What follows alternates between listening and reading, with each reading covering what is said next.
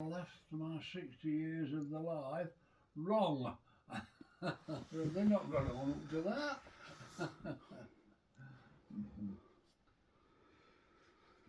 Well, like you say, it's just a different mentality, but The trouble is that you're not going to shift it. If they spent a lifetime doing it, they're not going to. But I mean, it's what do you call it? I mean, the Roman Catholics say give the child to age 5, no give the adult because you've been indoctrinated by them. At one time, it was called indoctrination. Nowadays, it's probably called brainwashing. I mean, it's somebody would talk about some of these things, going to church and praying, and said, do anybody ever heard about a prayer answered? I doubt it. And as somebody said, it's a form of self-hypnosis. Because I got accused of that when I went on that hypnosis course, if you remember it at all. And not all ever used it. But when we got to the end of the course and we were supposed to be having a little bit of a go at one another, and this lecturer came across and he knew that I'd done a lot of general anaesthetics, and he listened to what I got to say. He said, Keith, there's never a sneaky feeling that a lot of your patients settle down and have an anaesthetic with not too much trouble. He said, because when you talk to them and what you say, he said, I think they're hypnotised before they even get the anaesthetic. And you do a sort of involuntary hypnosis.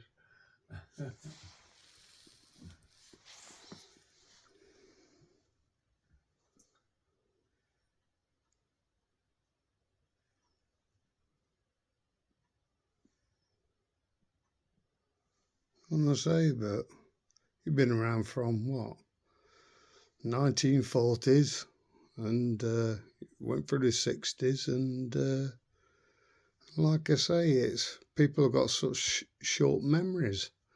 You know, like I say, after the war, they were saying you've never had it so good, and Oh, they hadn't, because it was lousy during the war. yeah, that's it. But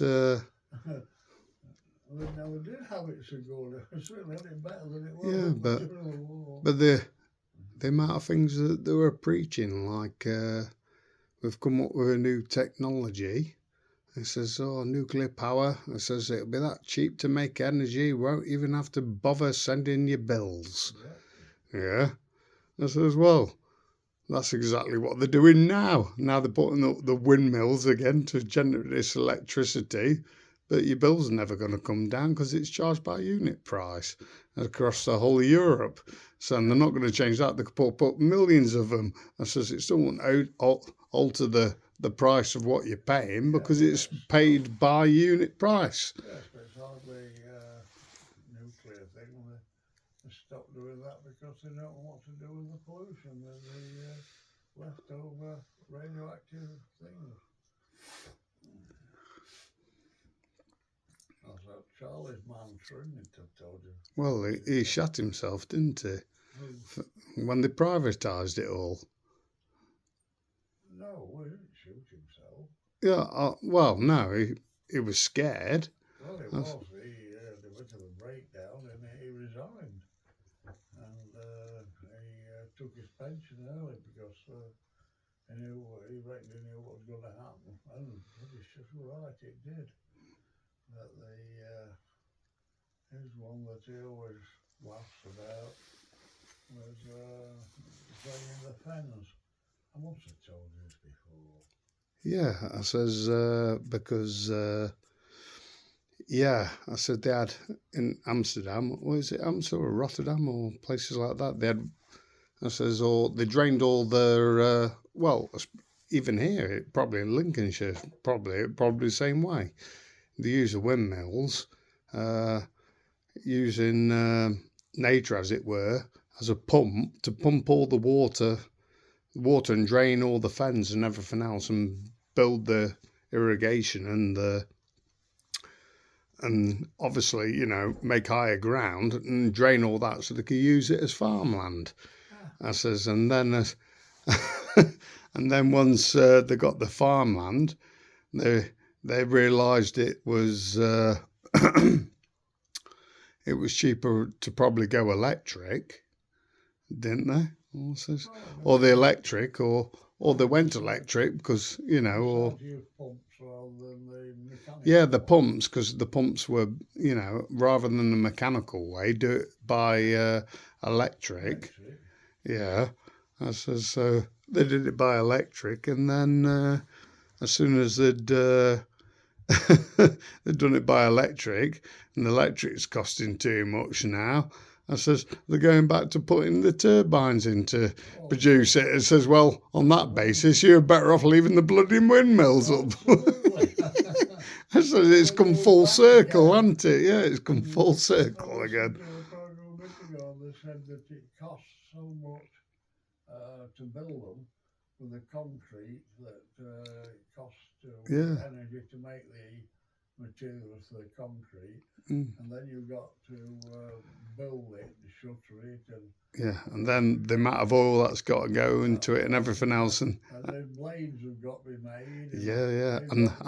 And you can't recycle them as well to make it worse. Somebody was saying that the energy that's required to build them, you never get back. You're never going to get it back. Yeah, exactly.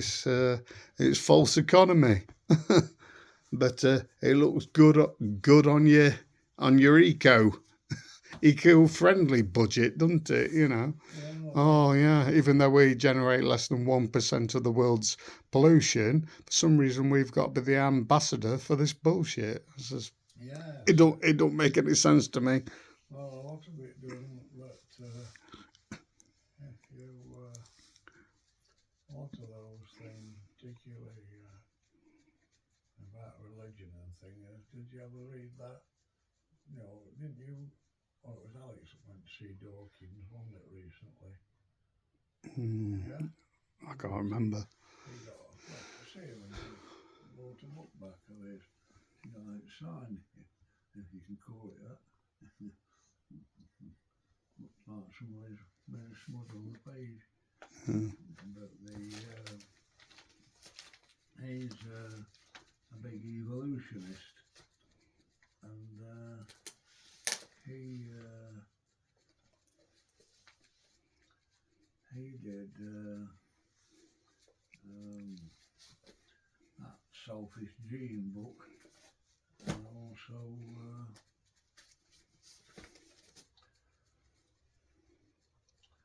that's it. Richard Dawkins, what was it? The Genetic Book of the Dead. Oh, right. A Darwinian Reverie. But I've not read it yet myself. But there's one upstairs called The God Delusion. And that's one of the best books I've ever read on it. I'm going to say, what was that other book that was really good? Oh, I'm trying to. Well, like I say, The Naked Ape was good. I says that virtually brought us down to our basics, didn't it? Of why we do the things we do, virtually, and I still think that's one of the best explanations. But it's a bloke that used to do Zoom programs a long while ago. It's trying to remember the name myself, but he I say The Naked Ape. He was a naturalist biologist, and what he did was subjected to a person to the same analysis as they did to an unknown animal. And he said nearly always, the first thing you get, somebody brings you and found a dead animal. Said usually most you get is a pelt.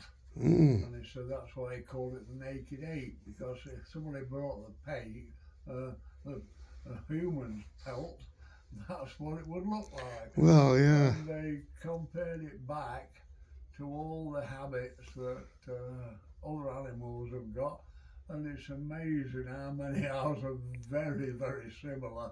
Yeah. We're a lot more primitive than we really are. Oh, we are. Definitely.